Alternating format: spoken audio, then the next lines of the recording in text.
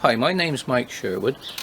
I'm the chairman of the West Somerset Railway Association, but most of you probably know me better as that little short fireman with the funny hat who's part of the locomotive department. I'm going to talk to you this afternoon about locomotive 4561. I'll tell you a little bit about its history, and I'll try and bring you up to date with where we are on the current restoration. Now, I'm sure most of you know that locomotive 4561 is a small prairie. It was designed by Church Ward and built at Swindon in 1924, while Collet was the CME. The locomotive was one of 75 of its class, built in 1924 at a cost of just over £3,800. Its initial allocation was to Tyseley Depot, but it moved to Newport in 1928. In 1930 the locomotive moved to the West Country. It was mainly shedded in Devon and Cornwall. There's probably not a branch line in Devon and Cornwall that it didn't work over at some stage during this period. In 1938 the locomotive transferred to Truro, where it spent quite a long time working the Falmouth branch and also on the Truro to Newquay route via Chasewater.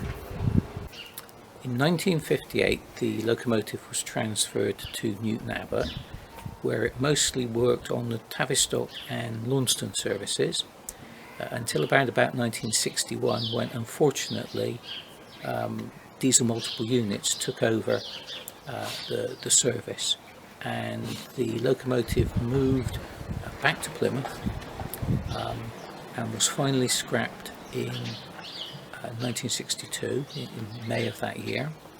It had notched up very nearly 1 million miles by that time, and it then went off and spent the next 13 years languishing in Di Woodham's scrapyard until members of the West Somerset Railway bought the locomotive in 1975. The loco was purchased in 1975 by members of the West Somerset Railway and actually passed into the ownership of the West Somerset Railway Association in 1982. Restoration work then started on the locomotive in earnest in 1985, and she steamed again for the first time in August the 15th, 1989.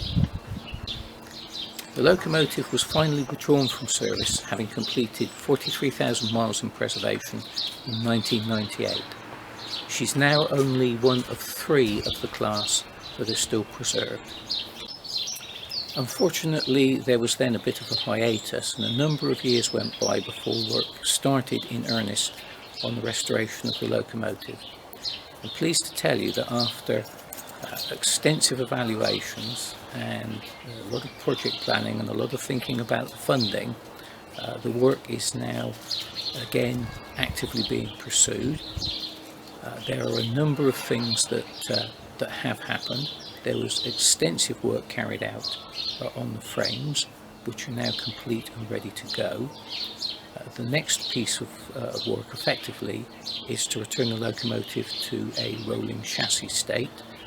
In order to do this, we have had new cylinders cast. Those castings are currently with a company called Roach Engineering for final machining and for the fitting of the liners. Once the liners have been fitted, then the castings can come back and they can be reassembled to the frames. The next stage after that will be to put the frames back on the wheels. Unfortunately, we've encountered a little problem there, but when don't you encounter a problem when you're restoring a locomotive? We've discovered that there's a problem with one of the driving axles. That's going to require us to find a piece of forged steel of exactly the right specification in order that we can remanufacture the axle. Once we have the locomotive frame back together and the locomotive on its wheels, the next job we have to accomplish is the completion of the boiler. A lot of work has been done already, and I'm not going to bore you with the complexities of what's left to do. Safe to say there's a lot of stays that still have to be fitted in the firebox, and as most of you will know, that's a long, hot and dirty job.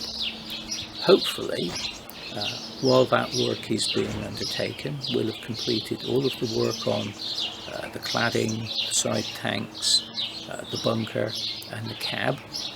And so once the boiler is steam tested, the next task will be to put the boiler back in its frames, and then it really will start to look like a locomotive again. It simply remains, simply I say, to reassemble all the boiler cladding, the cab, the tanks onto the locomotive, and to fit the myriad of pipes and valves and levers that are needed to complete the restoration. With good luck and a following wind, we do hope to have the locomotive completed by the end of 2021 and back in service, and I look forward to seeing you all at the railway, where you, like me, hopefully will be able to enjoy seeing her steam again.